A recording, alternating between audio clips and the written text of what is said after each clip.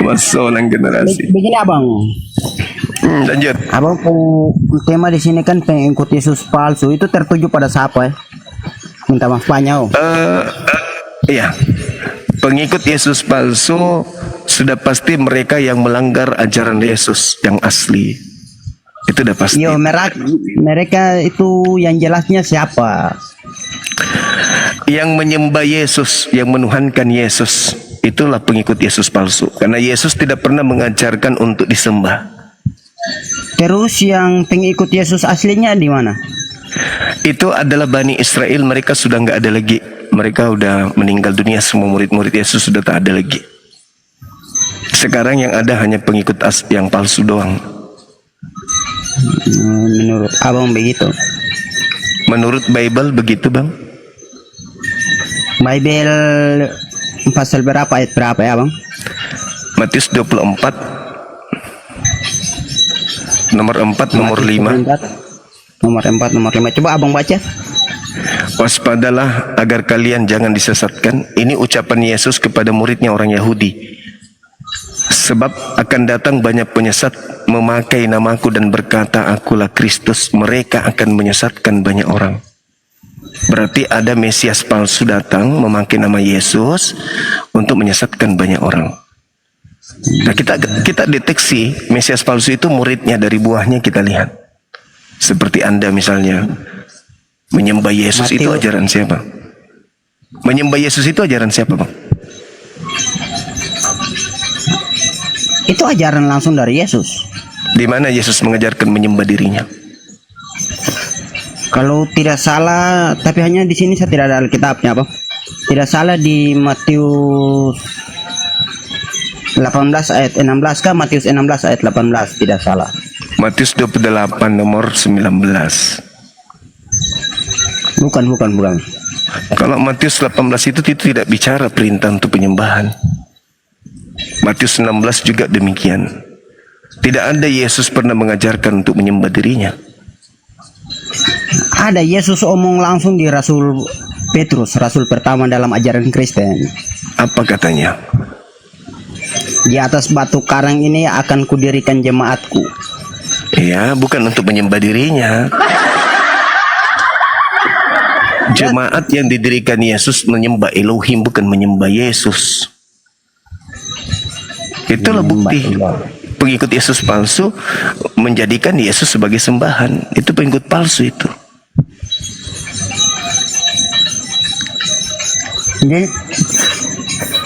Pengikut Yesus asli menyembah kepada Elohim. Anda menyembah Yesus palsu berarti.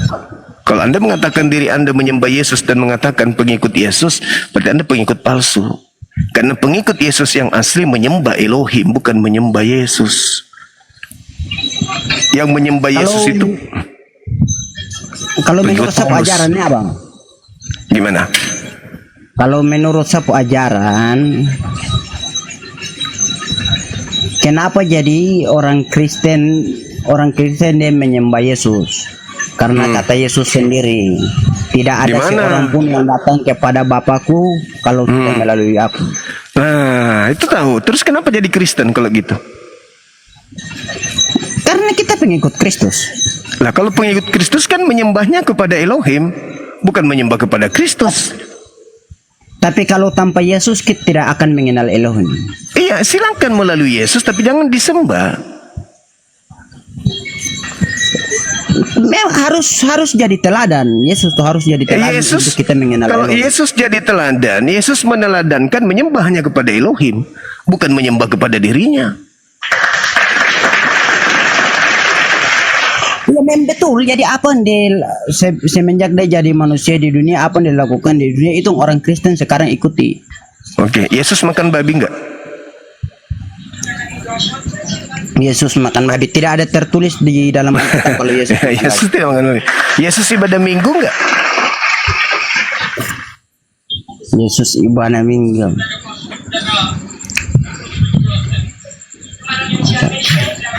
Itu saya kurang tahu sampai di situ. Tapi enggak ada. Kristus. Yesus Kalau Kristen di sini, enggak? ada Alkitab, saya boleh cari dalam Alkitab.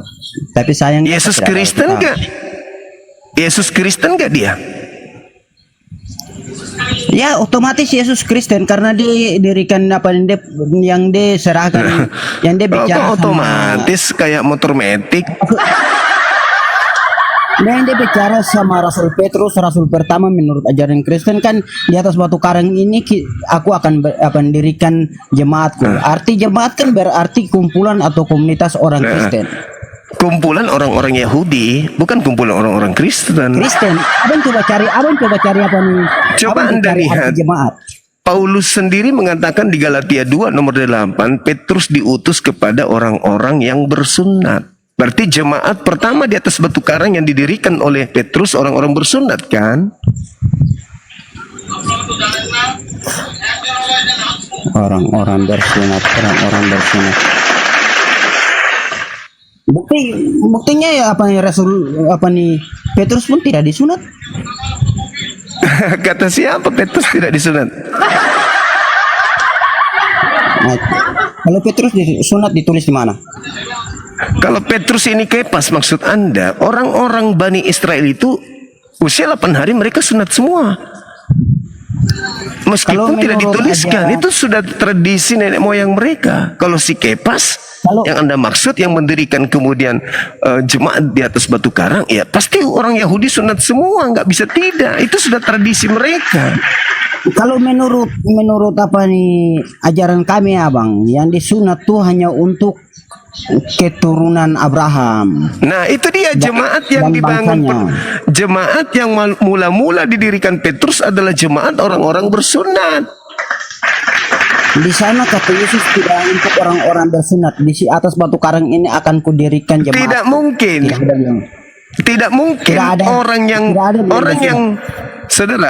yang tidak bersunat najis, haram hukumnya masuk di rumah tempat ibadahnya orang Yahudi, nggak boleh, haram. Yehezkiel 44 nomor 9, haram hukumnya orang yang tidak bersunat masuk ke rumah ibadahnya orang Yahudi. Itu dalil. Marah Elohim, marah sekali Elohim kalau menajiskan tempat ibadahnya dengan memasukkan manusia najis, yaitu mereka yang tidak bersunat ke rumah ibadahnya. Nggak boleh. Jangankan masuk ke rumah ibadah, Yesaya 50 nomor 2, haram hukumnya orang yang tidak bersunat itu masuk ke kota Yerusalem, apalagi masuk ke rumah ibadah mereka. Jadi jemaat mula-mula yang didirikan oleh Petrus adalah jemaat orang-orang yang bersunat, yang mandi tahir, yang mandi junub, yang melepaskan sepatu sendal ketika masuk ke rumah ibadah, dan mereka bukan pemakan babi. Begini abang. Kalau yang macam kebersunat tuh tadi saya sudah bilang itu hanya khusus untuk Yesaya 52 nomor 1. Gimana? Itu hanya terkhusus untuk bangsa Abraham dan keturunannya. Ya, itu dia makanya aku bilang jemaat mula-mula yang didirikan kemudian oleh Petrus itu adalah jemaat orang-orang bersunat. Tidak mungkin orang Yahudi satu rumah ibadah dengan orang Yunani Roma, nggak mungkin. Nggak mungkin. Jadi begini abang, kalau seandainya kalau Abraham tuh dia manusia pertama, mungkin otomatis manusia di dunia yang pengikut Tuhan tuh dia semua tuh disunat. Tapi karena Abraham tuh sudah beberapa keturunan baru sampai di Abraham. Kalau seandainya dari manusia pertama semua disunat. Yesaya 52 nomor 1 yang saya maksud. Abang tenang dulu. Kota Yerusalem itu tidak boleh dimasuki oleh orang-orang yang tidak bersunat. Apalagi rumah ibadahnya. Yesaya 4:49 haram hukumnya orang yang tidak bersunat masuk ke rumah ibadah Yahudi, nggak boleh. Jadi jemaat yang didirikan oleh Petrus si Kepas ini adalah jemaat orang-orang yang bersunat dan tidak makan babi dan ibadahnya hari Sabtu, bukan hari Minggu. Beda. Abang tenang, saya bicara dulu. Karena buat perjanjian dan Allah itu Abraham untuk sunat itu perjanjian Abraham dengan Allah. Kalau seandainya Allah dia buat perjanjian dengan Adam, mungkin seluruh manusia di dunia disunat. Tapi itu pun jadi pertanyaan juga. kalau Allah ciptakan anggota tubuh seseorang hanya untuk dipotong, dia kan maha tahu buat apa diciptakan hanya untuk dipotong dan dibuang. Itu abang coba jawab. Apa? Apa nih seandainya saja itu Abraham tentang sunat itu perjanjian Allah dengan Abraham. Tapi kalau seandainya perjanjian Allah dengan manusia itu manusia pertama atau Adam, itu menurut ini pertanyaannya macam ini. Kalau Tuhan ciptakan anggota tubuh manusia untuk hanya mau dipotong dan dibuang, dia kan maha tahu. Kenapa dia tidak diciptakan saja? Kenapa dia tidak dia ciptakan langsung gundul? Kenapa harus manusia potong kau buang? Kenapa diciptakan hanya untuk mau dipotong dan buang? Tanya Tuhan, karena itu perintahnya. Tanya Tuhan, itu menyangkut logika abang Ya, sesuatu. ketika Abang anggap tidak bermanfaat buat apa? Ada tidak Tuhan memerintahkan bersunat kuluk? Ada enggak? Ada atau tidak ada? Ada atau tidak ada? Kalau macam ke dalam Alkitab yang bicara tentang sunat itu adalah perjanjian, hanya ada di perjanjian Allah dengan Abraham. Ada kan? Nah, kenapa Anda nggak tanya Tuhan? Tuhan, kenapa kau perintahkan potong? Kenapa nggak kau ciptakan dalam keadaan botak? Nah itu. Kenapa nggak tanya Tuhan langsung? Sekarang itu dia berlaku bagi bangsa Yahudi. Kalau ada yang merasa sebagai hamba Tuhan, ketika Tuhannya memerintahkan potong bibir, apakah potong bibir hamba Tuhan ini? Kalau terkhusus untuk dia buat perjanjian tersendiri. Nah, berarti kalau ada perintahnya potong bibir kan?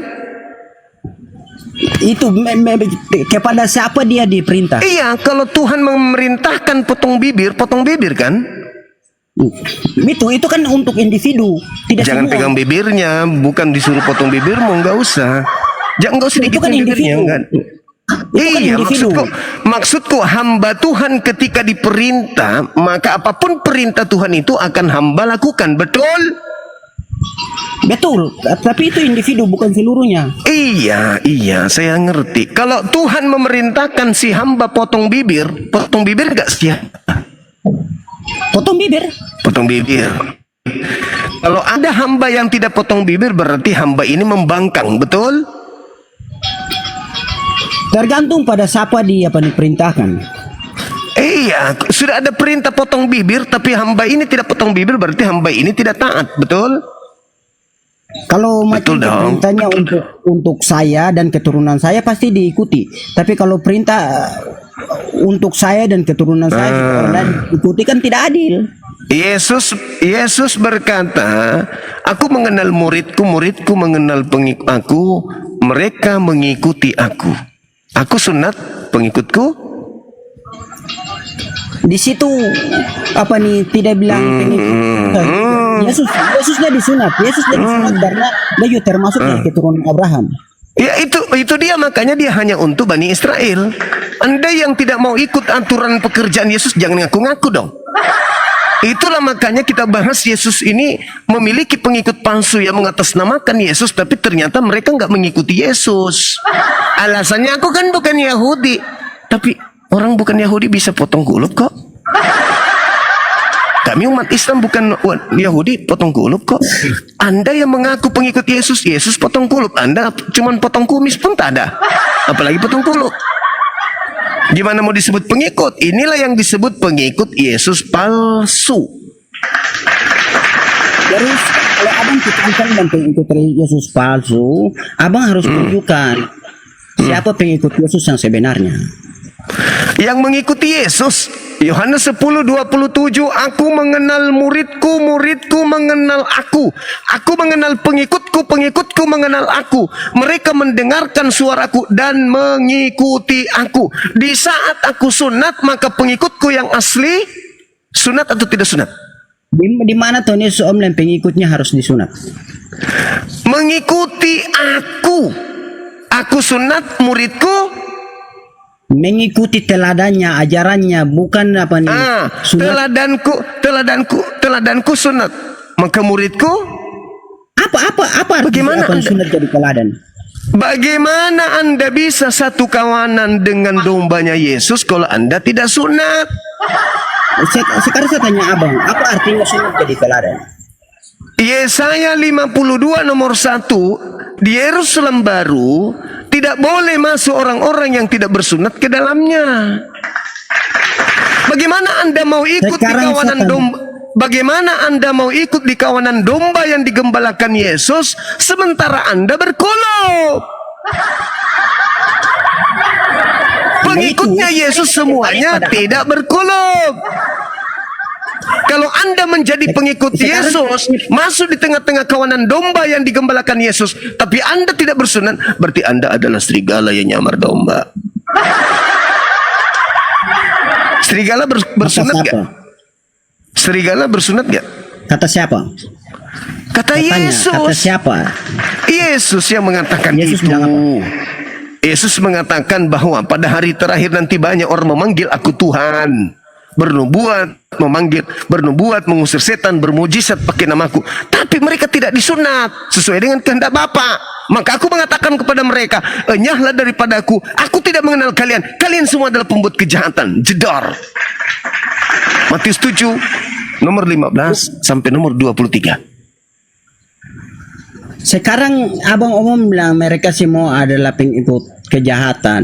Itu Iya. makanya itu juga kita harus kasih jelas. Kejahatan yang Anda lakukan adalah mengaku-ngaku pengikut Yesus, tapi perilaku hidup Anda dalam beragama sama sekali tidak mencerminkan sebagai pengikut Yesus.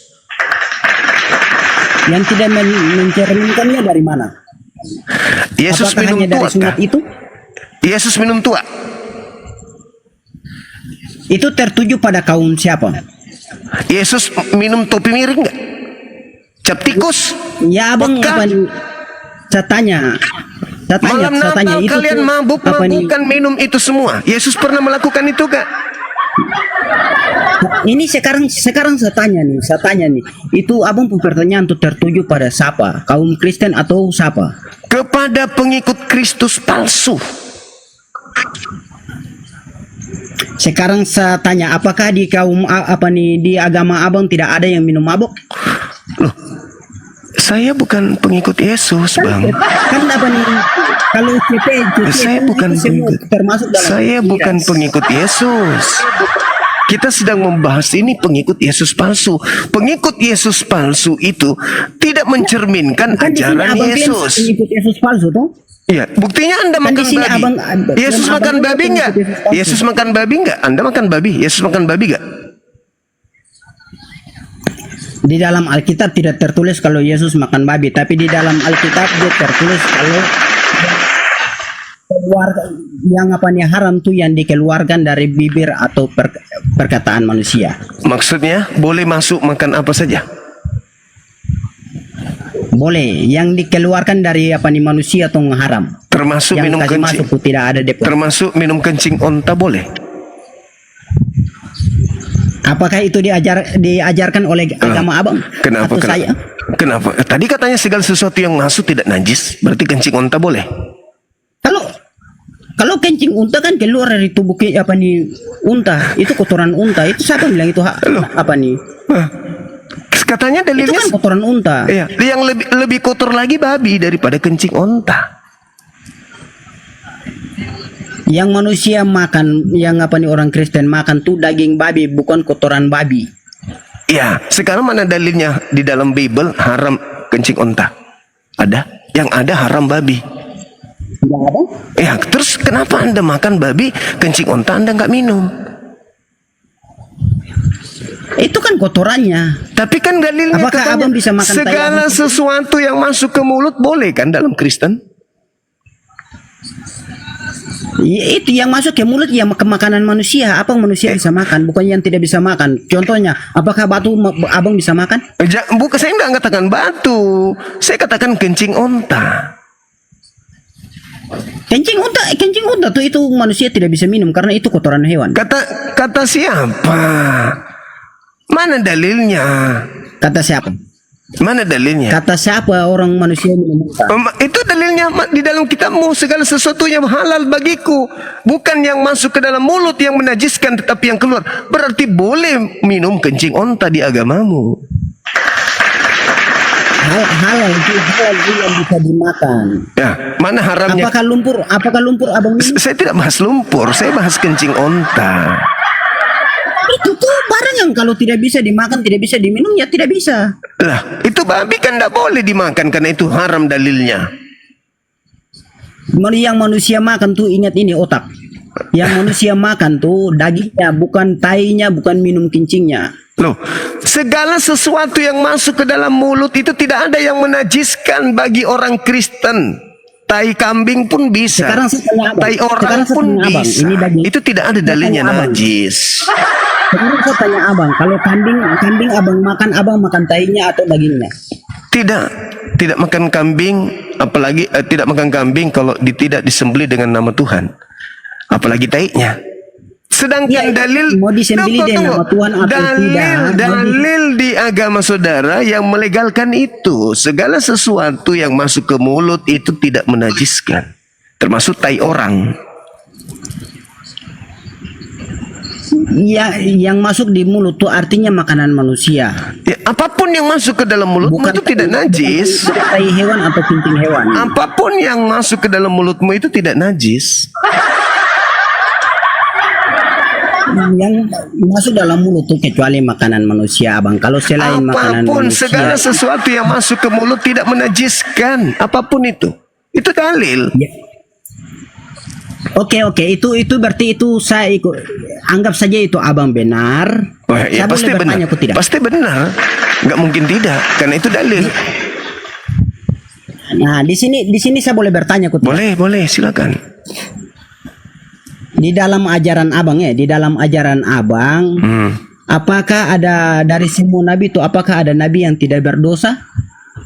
Apakah ada nabi yang tidak berdosa? Nabi yang berdosa? Mana ada nabi berdosa? Cuma di Bible dosa nabi diceritakan berdosa. Semua nabi di abangku, di dalam abangku agama semua nabi tidak ada dosa. Iya. Kenapa dia ditunjuk nabi kalau dia pendosa? Kan banyak orang, Tuhan itu menunjuk nabi orang-orang yang sudah khusus. Macam ini. Yang sudah.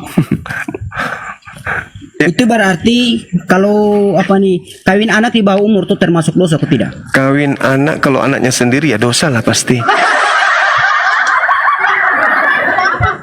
Nah, anak di bawah umur itu termasuk dosa atau tidak? Kalau saya melihat di dalam Bilangan 31 nomor 17, 18, 19, 21, di situ perintahkan mengambil. Tadi dalam abang buku kitab tadi kan kita bahas tentang kitab. Sekarang kita bahas tunggu dulu. Tidak, saya tidak mau. Tunggu dulu. Sekarang kita bahas tentang abang buku kitab. Di dalam kitab saya itu membatasi kemudian sahnya pernikahan ketika wanita itu sudah balik. Itu jelas itu. Sedangkan di Bilangan 31 boleh mengambil wanita yang baru lahir 1 hari. Ini sekarang kita bahas tentang abang buku kitab dulu. Enggak ada dalam kitab saya seperti itu. Tidak ada. Anda tidak bisa menjadikan sebagai sandaran dosa orang menikahi anak-anak di bawah usia, di bawah umur. Di bawah umur itu yang menentukan siapa? Yang menentukan di bawah umur. Karena masa para nabi itu mereka menikah ada yang usia 3 tahun. Seperti Ishak menikahi Ribka. Ini saya bertanya tentang abang buku kitab. Abang jangan bahas tentang dalam satu kitab dulu. Tadi tidak ada di dalam kitab saya menikah di bawah umur itu nggak ada. Yang ada di dalam kitab saudara mengambil wanita yang baru usia 1 hari. Nggak ada dalam kitab saya. Yang ada di kitab saudara. Tadi abang bilang kawin anak di bawah umur itu bukan dosa. Terus kalau menyusui wanita menyusui pria dewasa itu termasuk dosa atau tidak? Kalau menyusui pria dewasa, maksudnya nyusu bukan pada istrinya, ya dosa. Dan itu bukan bukan apa nih wanita dewasa menyusui laki-laki yang sudah dewasa Di dan Islam itu bukan itu, suami. di Islam Apakah itu enggak. dosa atau tidak? Dosa kalau bukan istri. Nggak ada itu di Islam, nggak ada. Oh, berarti abang pu suri tauladan nih dia berdosa. Kenapa bisa? Kenapa bisa berdosa? Hanya itu sabar. Hanya saya di sini tidak ada data, jadi setengah mati. sama Mungkin maksud Anda menyusuh kepada wanita dewasa barangkali. Minum susu wanita dewasa barangkali maksudnya. Ada seorang dewasa yang menyusu kepada wanita dewasa yang bukan istri. Mungkin begitu. Nah sama seperti Anda. Anda biasa minum susu? Biasa minum susu? Sejak bayi, sama si bayi. Setelah dewasa Anda masih minum susu? Saya tidak minum susu. Seperti susu sapi misalnya, susu Tidak beruang. pernah saya minum hanya kopi hitam. Seperti ini abang lihat macam Susu siapa yang kambing. saya minum ini. Oke.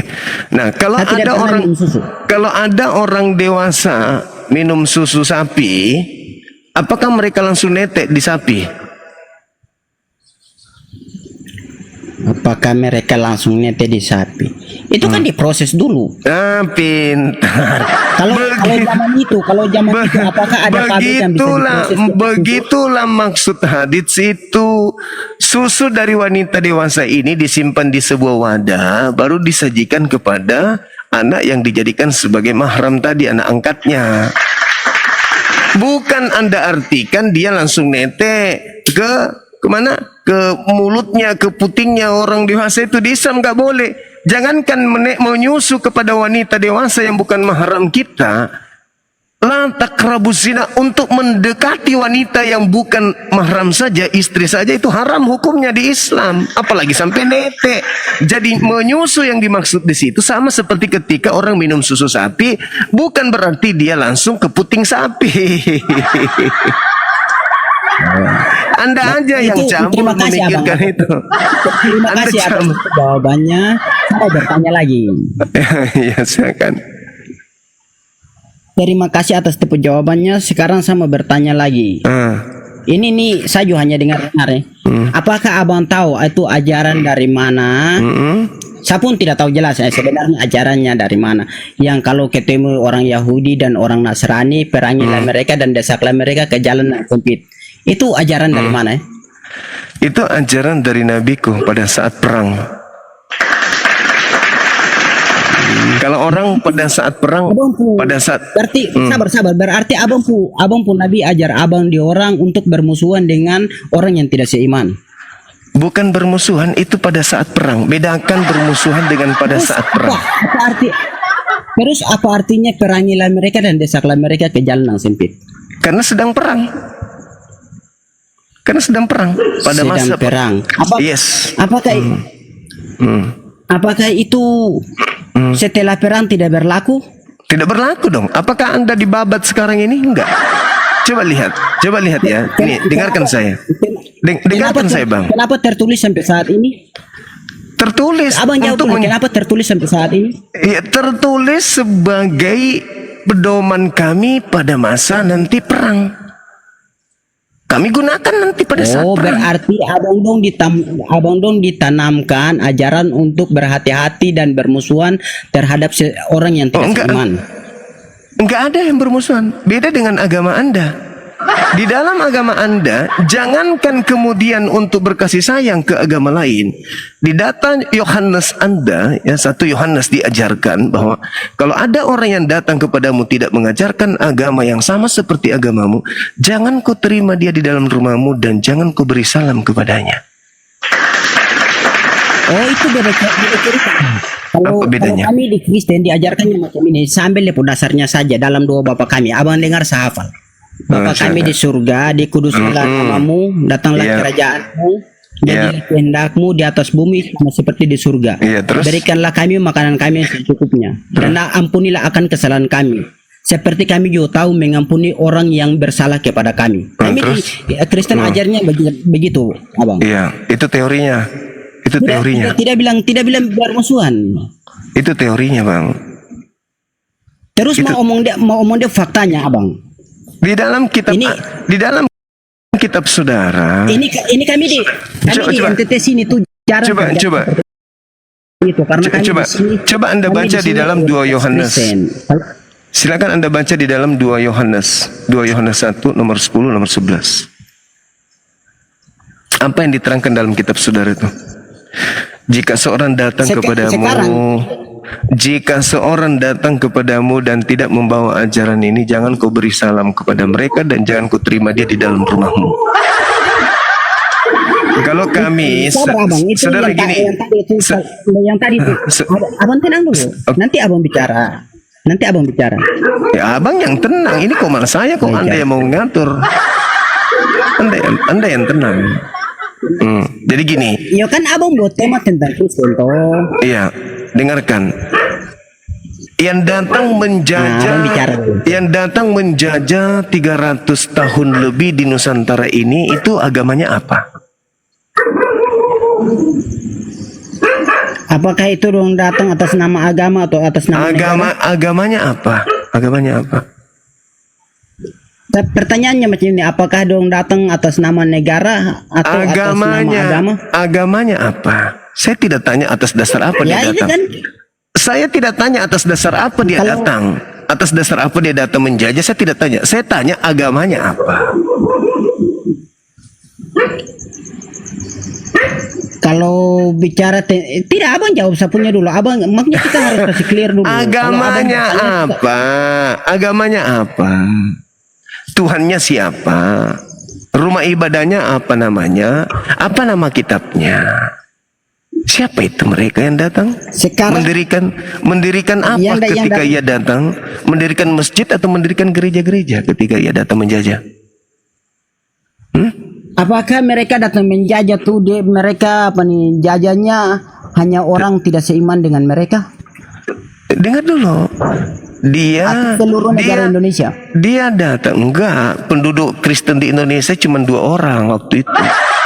Sekarang pertanyaannya adalah Mana? Hah? Sekarang itu kalau Abang bilang penduduk Kristen di apa nih? Cuma 2 orang. Indonesia cuma 2 orang. Cuma 2 orang. Ibarat Kami di Indonesia Timur dari kami nenek moyang tidak ada yang pernah mengenal Islam sampai sekarang. karena di situ wilayah jajahan yang tadi yang punya agama itu. Karena nenek moyang kalian jadi budaknya. Jadi budak penjajah nenek moyang kalian itu, makanya mereka tunduk kepada agama penjajah.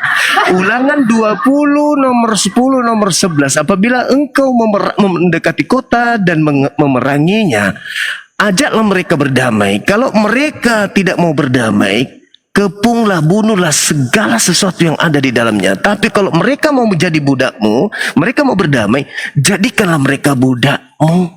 Jadi kalian jadi budaknya penjajah, makanya kalian sama seperti agama penjajah. Minum kopi dulu. Kalau kami Minum kopi dulu. Kira-kira nih pertanyaan saya, ketika datang penjajah yang sama dengan agama Anda, apakah nenek moyang Anda mau memerangi mereka? Atau mereka satu tempat ibadah dengan kalian? sabar Abang pertanyaan awal tuh kita teruskan dulu. Kalau bicara tentang mereka datang, dalam sejarah pun tidak ada yang Belanda datang ke Indonesia menjajah atas nama agama. Kata siapa? Buktinya Anda ikuti Coba agama. Abang tunjukkan. Anda menjadi pengikut agama penjajah, kenapa bisa? Kalau kami di sini banyak bukti-bukti. Kalau hanya Apa yang Anda contoh? Apa yang Anda contoh dari penjajah sampai Anda ngikuti agamanya? Sekarang di sini karena banyak sejarahnya. Iya, saya tanya, apa yang menjadi contoh kebaikan dari penjajah sampai Anda mengikuti agamanya? Ada. Contohnya di sini masih ada bangunan dari bangsa Belanda. Iya, itulah pertanyaanku. Apa yang menjadi contoh perilaku baik dari penjajah yang Anda contohi sehingga Anda mengikuti agamanya? Karena mereka mengajarkan kasih. Hah? Gitu. Penjajah datang mengajarkan kasih, Bang. Makanya kami di sini mayoritas agama penjajah. Begitu. bukan agama penjajah. Sekarang sebelum penjajah masuk ke kampung Anda, apa kepercayaan orang-orang yang ada di kampung Anda sebelum penjajah datang? Animisme. Lalu apa agama orang-orang sebelum penjajah datang di tempat Anda? Kalau abang sebelum mengenal Islam, abang apa nih? Orang Indonesia itu mayoritas animisme tadinya sebelum Islam datang sebagai penyelamat kepada mereka. Jadi ketika Belanda datang atau Portugis atau Inggris datang di wilayah Anda tidak mungkin mencontoh mereka karena kasih. Nggak mungkin. Berarti nenek moyang kalian itu dibawa tekanan, dibuat teror. Jadi begini, Habis itu dipaksa kemudian untuk tunduk kepada penguasa saat itu, sehingga kalian punya nenek kakek ikut beribadah dengan mereka. Jadilah kalian penerusnya. Karena tidak mungkin kalian berjuang menghadapi mereka sementara kalian satu gereja, nggak mungkin. Dengan kata lain, tidak mungkin kalian melawan majikan. Kalau seandainya menurut ikut abang pun logika, mungkin sampai sekarang kami Indonesia Timur tidak tergabung ke Indonesia karena kami masih tergantung pada Belanda.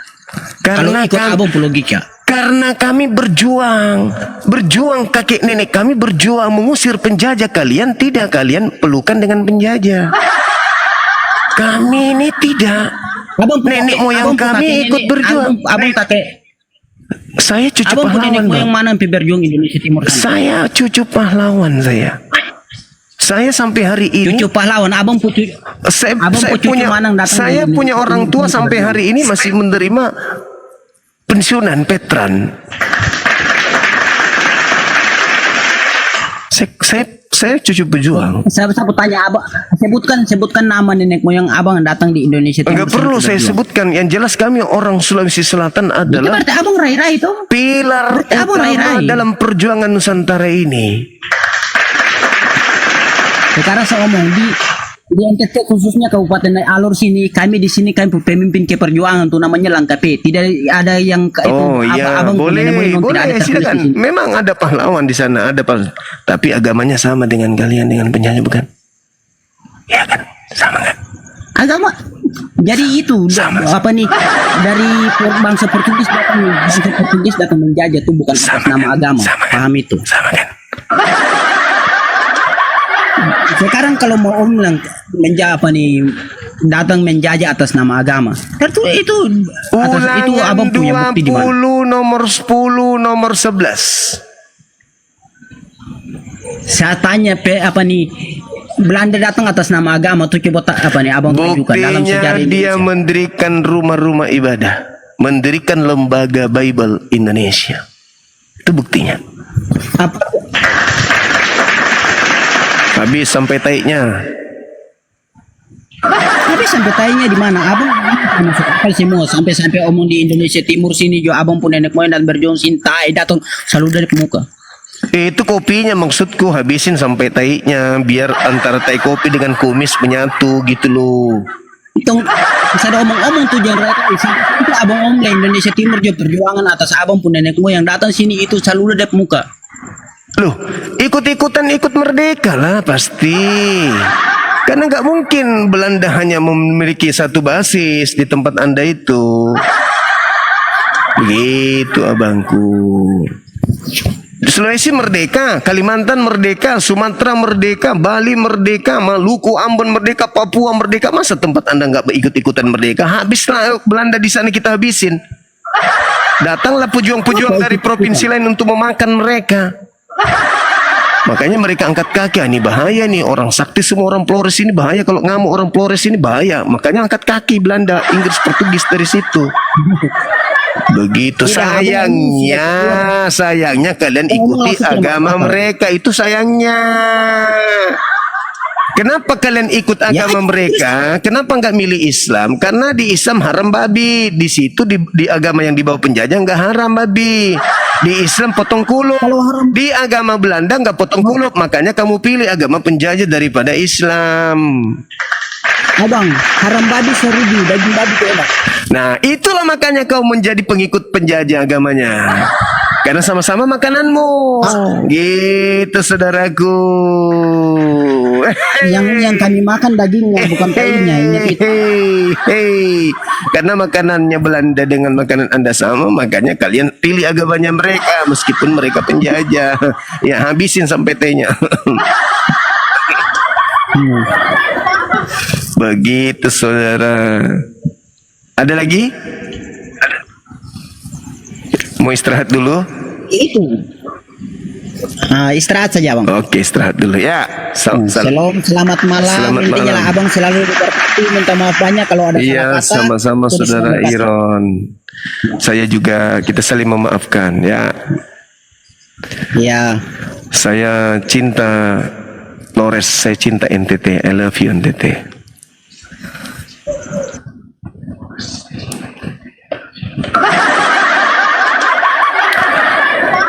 Gimana saudara-saudara? Tema kita tidak tergoyahkan. Bukan maksud hati untuk membuat mereka stres, depresi, enggak. Kita semata-mata untuk mengajak mereka untuk memahami bahwasanya ada pengikut palsu, ada pengikut asli. Pengikut palsu cuma di mulut, tapi kelakuannya tidak sesuai dengan apa yang diajarkan oleh Yesus. Halo, selamat malam.